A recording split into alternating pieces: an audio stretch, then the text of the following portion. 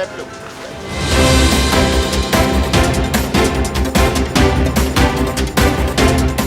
Aduh, Ano, namto.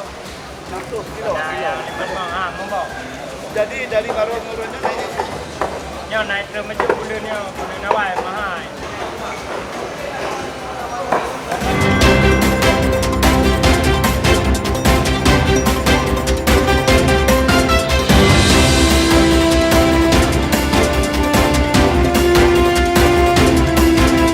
barusan kita lihat ada terjadi gejolak.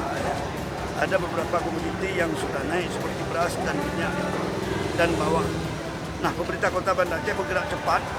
Setelah kita meninjau ada terjadi pergerakan, maka kita akan segera melakukan operasi pasar. Saya tadi dapat informasi bahwa sebenarnya di bulan Januari terjadi penurunan, ya diharapkan nanti kita ada tren terjadi penurunan inflasi ini. Nah, pada hari ini ketika kita lihat harga komoditi, beberapa komoditi yang begitu melonjak naik, maka pemerintah Kota Banda Aceh segera menurunkan tim. Kita akan segera melakukan operasi pasar. Mudah-mudahan harga inflasi ini bisa terkendali.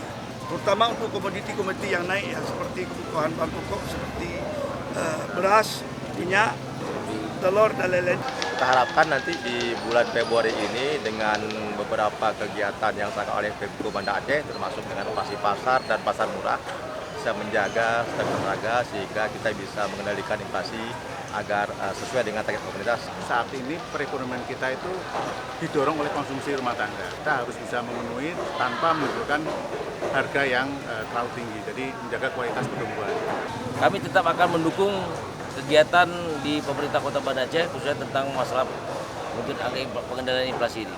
Jadi untuk Polresta Banda Aceh tetap turut serta dan ikut mendukung kegiatan baik itu di awal minggu kemudian turun sidak seperti ini di lapangan.